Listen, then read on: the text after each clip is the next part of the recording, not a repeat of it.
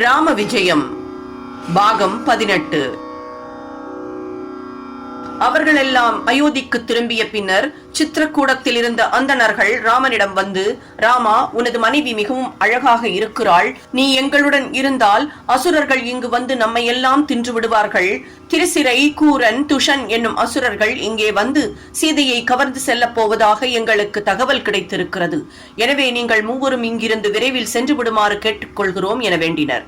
நீங்கள் யாரும் பயப்பட தேவையில்லை. இந்த பூமியில் இருக்கும் எந்த அசுரர் வேண்டுமானாலும் இங்கு வரட்டும். அவர்கள் அனைவரும் அழிந்து நான் உங்களை காப்பாற்றுகிறேன் என தைரியம் சொன்னான் ராமன்.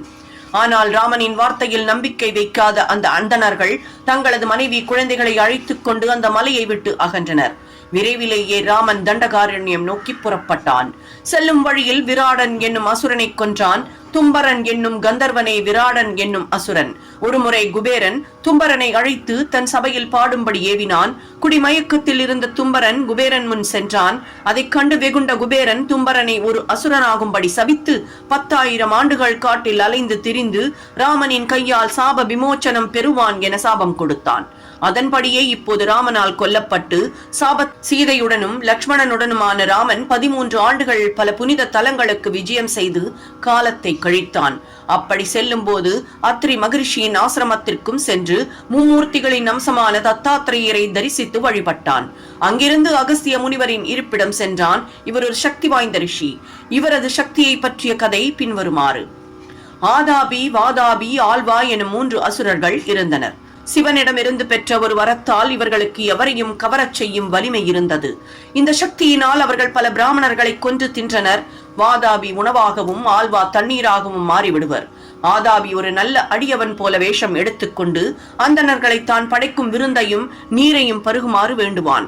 இதை அறியா அந்தணர்கள் உணவையும் நீரையும் அருந்தியதும் ஆதாபி பலத்த குரலில் வாதாபி, ஆல்வாவின் பெயர்களை கூறி அழைப்பான்.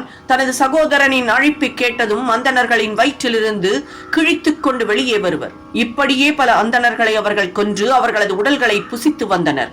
ஒரு நாள் அகஸ்தியர் அந்த வழியே வந்தபோது ஆதாபி அவரையும் விருந்திற்கு அழைத்தான். அகஸ்தியரும் அவனது அழைப்பை மகிழ்வுடன் ஏற்றார்.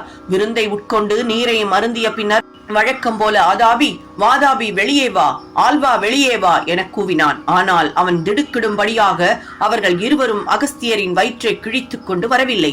வாதாபியை தன் வயிற்றிலேயே ஜீரணம் செய்து விட்டார் அகஸ்தியர்.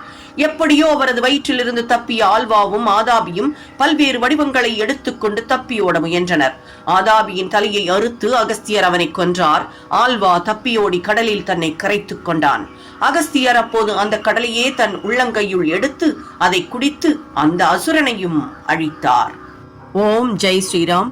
ராம விஜயங்கிற அற்புதமான இந்த பதிப்பை இதுவரைக்கும் தமிழ்ல இப்படி கொடுத்திருக்காளா அப்படிங்கிறது தெரியாது. ஆனா ராமனுடைய அவதாரம் ஏற்படுறதுக்கான காரணம் அதற்கு முந்தைய நிகழ்வுகள் எல்லாம் ரொம்ப ரொம்ப சுவாரஸ்யமானது. பல பேருக்கும் தெரியாத பல உண்மை சம்பவங்கள் இதுல அடங்கி இருக்கு.